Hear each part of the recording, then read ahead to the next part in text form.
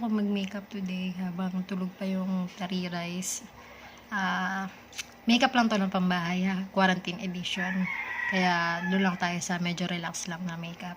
At saka low budget lang tayo kasi hindi naman tayo makakalabas para makabili ng mga mamahaling makeup. Wala rin pang order tea.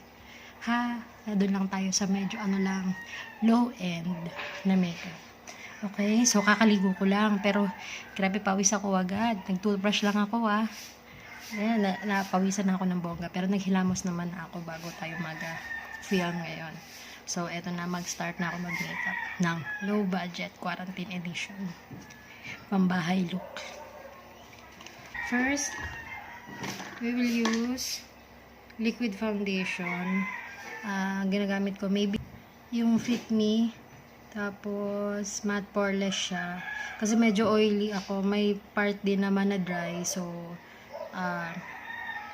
combination siya ng oily and dry na face. Tapos, matte kasi, yun nga medyo oily ako. Tapos, poreless kasi ang dami kong open na pores dahil sa laging mainit. Tapos, ang shade natin ay 125 nude beige. Ito yung lagi kong binibili sa Maybelline. Kahit sa powder, ito yung ginagamit kong shade. Ayan.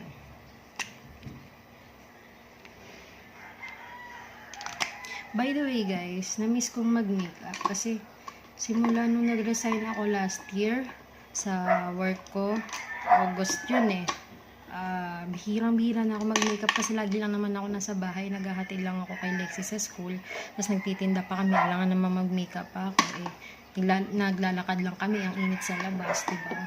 So, hindi man tayo yamanin para mag-makeup everyday, sayang yung makeup, no? Hindi naman mura ang makeup tea.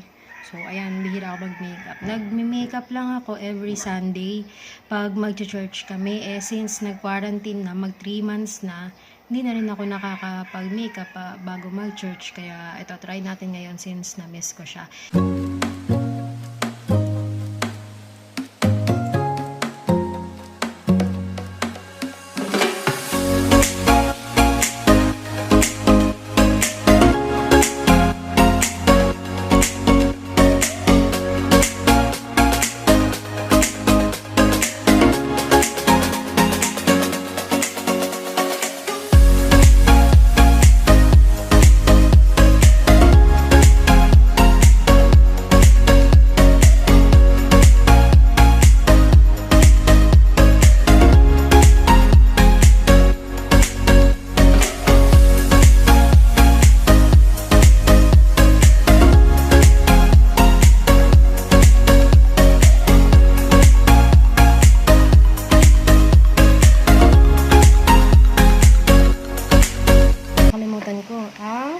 Highlighter from Maybelline, New York. Malapit na siya maubos, so kailangan ko lang bumili.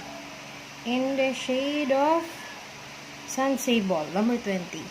Lagyan tayo dun sa ating mga impurities para matakpan yung mga bakas ng kahapon.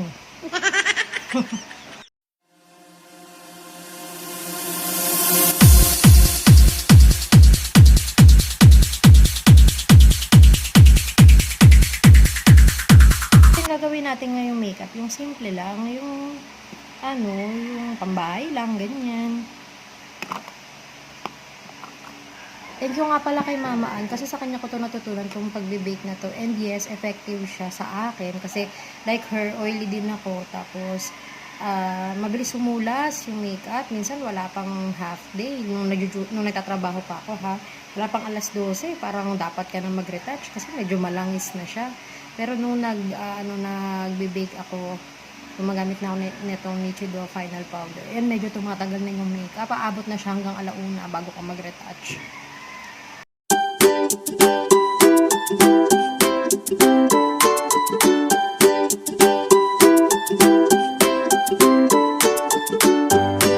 Ang pangkilay ko ay Nichido.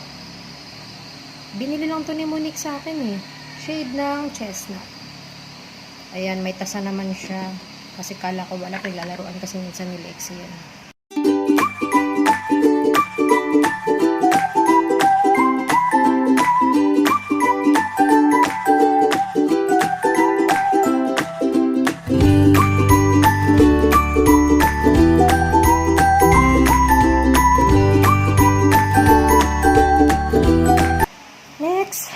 konting eyeshadow, konti lang. Kasi magtitiklop ka lang naman ng damit. Wala ka naman naka-ano ka pa dyan. Naka-tawag dito. Ano nga to? Smoky. Diyos ko, katagal ko pang inisip ng smoky. O ano lang, medyo Korean look. Charot! Yung medyo peachy-peachy lang yung mukha. Aking kasangga sa pang-araw-araw.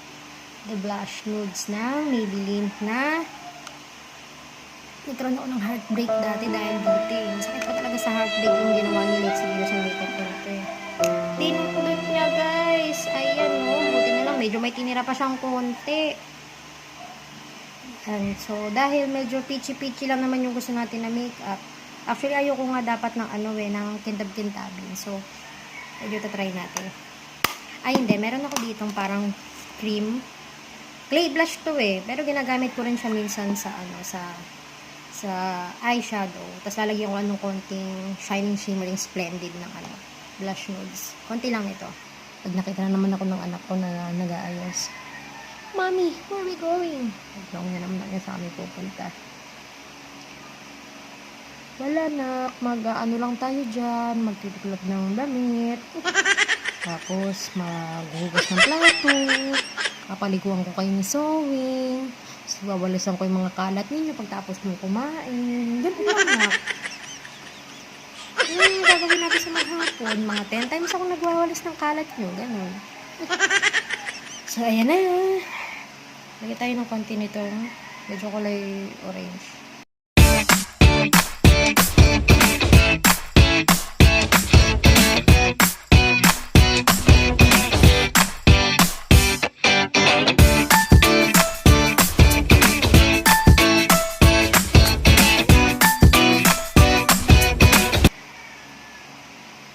Ay, sorry ha. Doon ako nananalamin sa salamin dito sa ibabaw ko. Medyo malabo kasi dito sa cellphone pag dito ako nananalamin.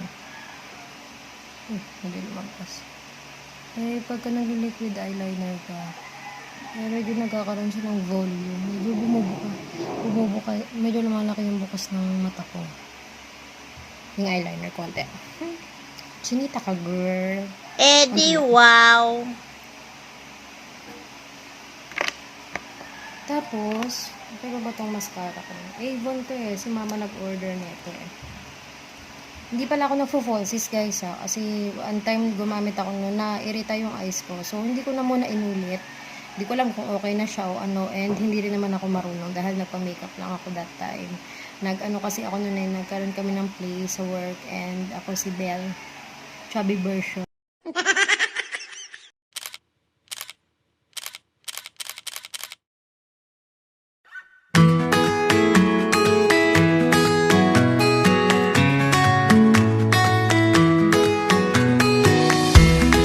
Nakaluwag-luwag, bibili tayo ng magandang camera. Charot!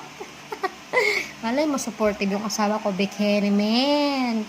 Pili niya tayo ng magandang camera dyan. Pang vlog-vlog natin dyan. Joke lang. Hindi ako mahilig magpabili ng gamit sa asawa ko. At highlighter ay ito, BT21 na Guys Cosmetics. In the shade of Aura Duo. Ano to? Superstar. May shadow effect dito sa sa cheekbone mo.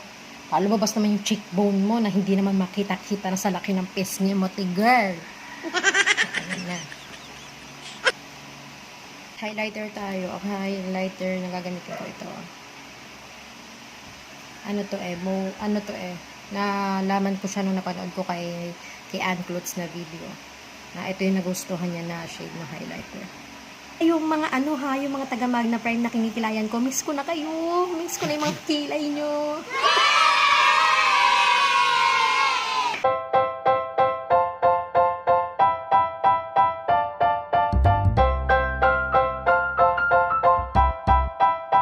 Sana medyo kita nyo siya sa parte ngayon. Ayan, we're done with our simple makeup na pang magtitiklop lang naman ng damit, na nilabhan, at magmamap ng sahig, maghugas ng plato, at mag-aalaga ng anak. Simple lang tayo.